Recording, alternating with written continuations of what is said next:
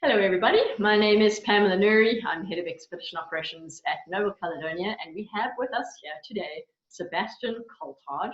Now, Seb was in the Royal Navy for 15 years or more. Yep. He was an engineer, and at one point he got this incredible opportunity to do a recreation of the voyage of the James Caird, which was Shackleton's lifeboat. And they recreated the entire journey from Elephant Island across to South Georgia. And he's one of our top historians, but this particular story has brought him a huge amount of acclaim and praise as having been one of the most, I'd say, hardcore modern expeditioners, certainly that I know. So hi, Seb, how are you? Tell us about that transition that ultimately led you over to being a renegade on the Hebridean sky. Well, hello everybody. So in 2009, I was working in the Falkland Islands in South Georgia, and I read the story of Ernest Shackleton and his amazing boat journey, and I was just hooked. I felt I needed a bit more of that in my life, a bit more history, and a bit more of the polar world in my life. So I managed to get myself involved in an expedition organized by a completely crazy guy who decided that we were going to sail across the Southern Ocean in a 23-foot lifeboat. And we got a lot more than we bargained for, and it developed into a Discovery Channel documentary, and it was a real privilege to be able to participate in that. I then decided that I was going to turn the outdoor world into my future career. So I retired from the Navy, and thanks to an introduction to Noble Caledonia, I found myself then traveling all over the place, guiding folks in some really beautiful, very remote parts of the world, and I haven't looked back at my Navy days very much since. So it's been good. Well, we're very lucky to have you as one of our historians. But what we thought we'd talk about today is, and Seb's not only done this crazy paddle across the South Atlantic and virtually the Southern Ocean, but what we thought you would talk about today is hypothetically setting up a crazy expedition of your own. We all have time at the moment to be conjuring up some weird and wonderful ideas. Certainly we've got a lot of expeditions lined up that are all, booked and arranged quite nicely with Noble Caledonia on our beautiful Sky Fleet and Serenissima vessel as well. But if you're sitting there thinking about trekking to the North Pole, over the sea ice, or up Everest or something crazy, there's no one better to speak to than Seb. So Seb, tell us a little bit about setting up an expedition of your own. It's come a long way since Amundsen's day, where he had to just plan to eat his dogs to make it down to the South Pole. Things have changed a lot. Yeah, we certainly don't want to be eating our pets. Those days are long gone. Today, if you wanted to organize, let's say, some form of expedition to an extreme remote part of the world, then you need to have the time. These expeditions are not the sort of thing that you just plan on a weekend and then you go you go a week later. Some expeditions I've planned in the past have taken 4 years to plan. So in fact, the hardest part of the expedition is the planning. The easy part is actually doing the expedition, believe it or not. So there are many factors to take into account. So things like insurance. Today, if you want to go on an expedition and you're doing it, let's say, for charitable purposes, a lot of adventure expeditions tend to have a charitable element.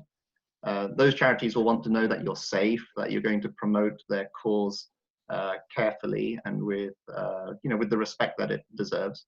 So they expect you to be insured, and insurance requires risk assessments and careful consideration to your security whilst traveling in some parts of the world. So you have to reference information, for example, from the Foreign Office travel advice website, Even other websites like TripAdvisor contain quite up-to-date information from people who've traveled in remote parts of the world recently, and they feel they need to share that information. So you can access a lot of that just by simply going onto Google. And that's true. I mean, any kind of sponsor doesn't want, they ultimately want their name to be on a successful expedition. They don't want the expedition to fail. So I suppose you've got to, not just for your own sake, but you've really got to prove to sponsors and charities that you've got this, you're going to survive it and make a success of it. Yeah, absolutely. Yeah, your main priorities are, keeping yourself safe, and if you're doing these sorts of expeditions, adventure expeditions, you have your responsibilities. You have your responsibility to your sponsors, to your family, to your friends. Make sure you come back safe. So that's one of the things. That is just one of the things that you have to take into consideration. You don't have to consider things like how to travel within the country of your chosen destination. So do you hire a car? Do you use local public transport? And that can range from anything from a vehicle, a car, to a bus, to a camel, to a mule. How are you going to get around in country? And the further out you go, you can expect it to be a little bit more primitive, of course, to the point where you may have to rely on a bicycle to get around. So there are lots of ways to travel in country. Yeah. Now, you being a historian, I can imagine it would haunt your journey quite a lot to have a historical slant to an expedition, reenacting or redoing something that's been done in the past. And a lot of our journeys around the world, we would call them in the wake of the Bounty or in the footsteps of Shackleton. So ours are also recreating historical journeys, and it sort of enhances the journey in a historically interesting way. And I know you've done something interesting in not just the poles, but in pretty hot places as well. Tell us about that. Yeah, so when I decided to go to the polar regions, I realized after almost freezing to death on a couple of occasions, I needed a bit of heat as well. I needed a counterbalance. So I planned an expedition a few years ago with a colleague.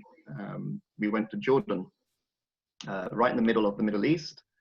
And it was the 100th anniversary of Lawrence of Arabia attacking the port city of Aqaba, which it's on the border with Egypt, Israel, and Jordan, right down in the south of the Sinai area.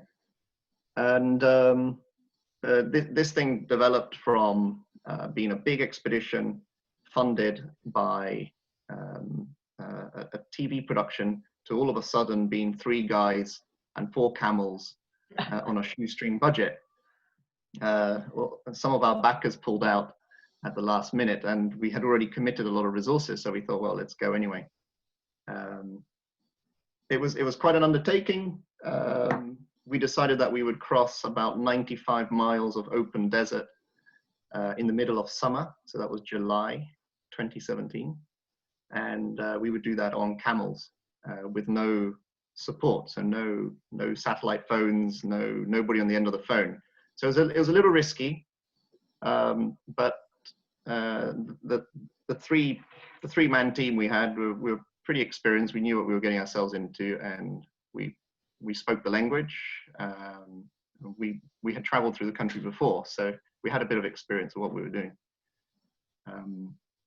The whole point of the expedition was to just pay homage to Lawrence of Arabia at the time when the Arab army made a very important contribution to the effort during World War I. And on the centenary, we wanted to make sure that that effort was recognized. And it was. The Imperial War Museum gave us a nice little bit of exposure on their website and on their social media, which was very kind of them. And it all began with books like this. So you can't read the spine very well, but these are the letters of Lawrence of Arabia. This is a first edition copy. So I would consider this like a primary source of historical information, very, very detailed. But what's beautiful about using these really old books is inside you have these fantastic original maps, which you can reference as part of your planning.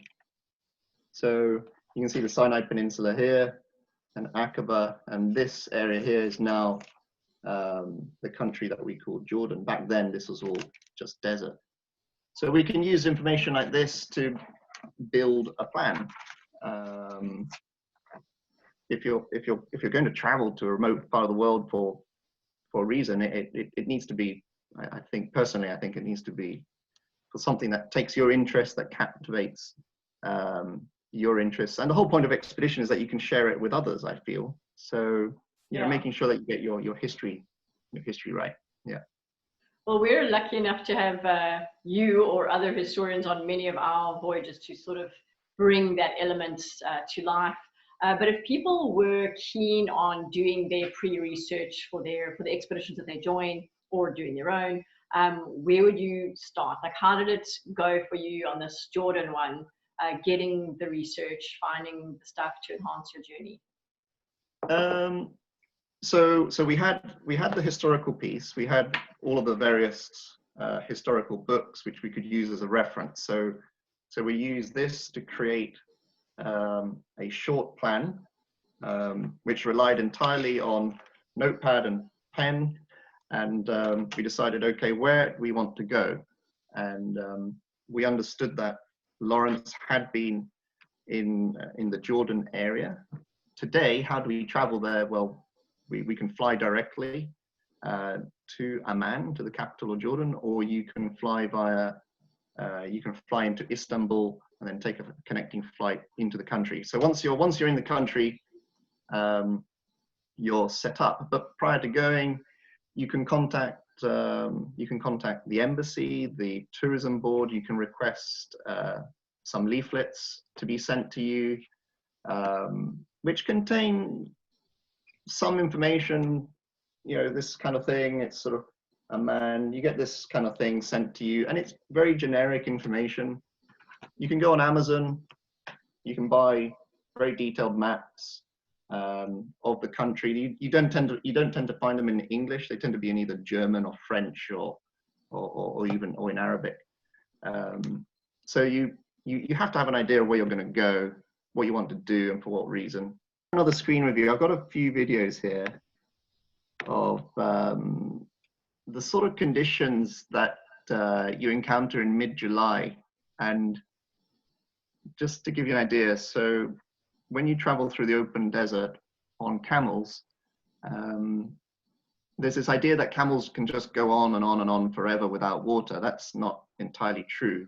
A camel can only walk for about 25 miles a day, and humans don't tend to last that long. So you need to dress adequately.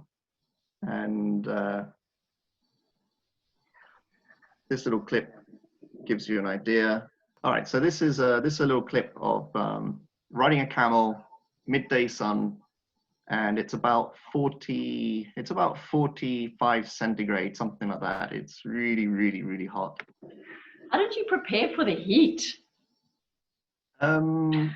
You have to visit your local gym and sit in the steam room for hours on end. It's very difficult to prepare, to be honest. And this is completely open desert, about 30 miles from Wadi Rum. So we're actually coming into Wadi Rum, which is the UNESCO World Heritage Park. And if it looks like, I know it appears like we're wearing sort of fancy dress here, and you do look very fashionable like that, but there is a reason why the Bedouin Arabs wear the headscarf, the keffiyeh, and the black band along the top. That's the agal, and you can buy these in the street markets. The street markets in Amman. I'm sure you can get it on Amazon now as well. You can, yeah, you can buy it online. I think it's kind of cool to, you know, just go and have that cultural experience. Go to the, go to the local markets. to the bazaars and just pick up these things, and you get a lot more variety in country, and it's actually cheaper too. And you'll pay like £5, and you can just equip yourself entirely. And I mean, that's like, that sort of gear is actually the real deal, that you should be traveling, and there's a reason, as you said, they use it. Yeah. So if you look at, for example, this is the front piece of a Lawrence history book, and you see him wearing exactly the same. You know, it's this sort of the keffiyeh, the headpiece with the rings, and he's got the robes. There is a reason for wearing this, and like I say, it's not just a fashion statement. It's in the heat. This is a very efficient way of keeping yourself cool, and you can use these headpieces when it's very, very hot. If you hold a stick up, you can place your headscarf over that stick, and you create this kind of like an umbrella, like a parasol, to give yourself a bit of shade. If you just wear a floppy hat or a baseball cap, your ears are going to burn. A floppy hat only provides you so much shade, but this is a very practical piece of clothing. So that's the sort of information you tend to pick up along the way. We went there equipped as modern travelers, and then we realized actually we're going to look totally out of place. So why don't we equip ourselves like the Bedouin Arabs? And we went to the local souks and bazaars, and they said, yeah, if you buy the various bits of clothing, you'll look the part, but you'll also feel a lot better. So there's those sort of practical considerations to take as well. And then when you travel on camel, you've got to be prepared. If I share another screen with you, so these are the ships of the desert. Trusty camels. Now, back in Lawrence's day, these were racing camels, and they would have been very healthy and well fed and well watered. But these guys today are not quite what they were 100 years ago. So they have to be watered quite frequently. So you find yourself stopping at these water wells about once every couple of days. And if I can share another video with you. Oh,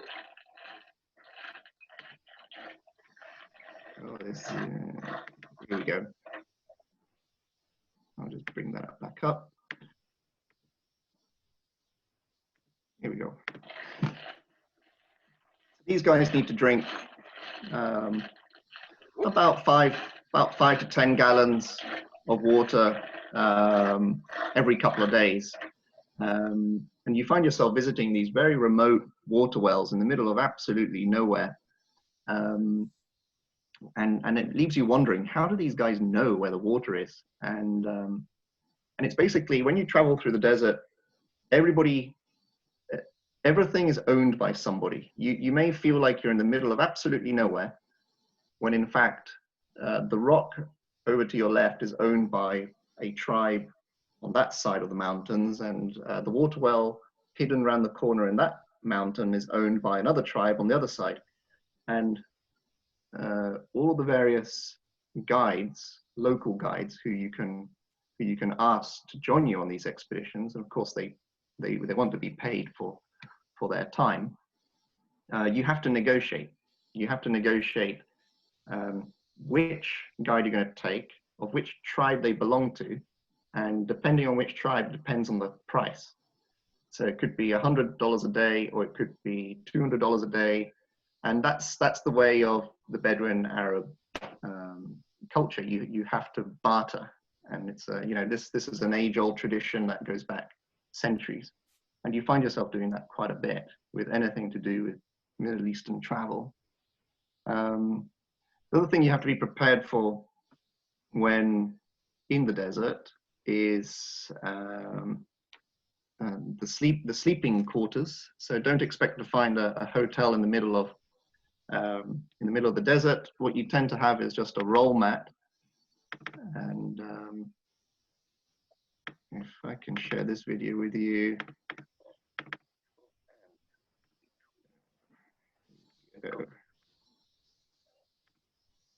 Okay, so this was a couple of days into my trip. we were sleeping on the roll mat. And you can see the mat laid directly on the sand. And this was taken at about, I think it was 1 o'clock in the morning. And this beetle came wandering onto my mat.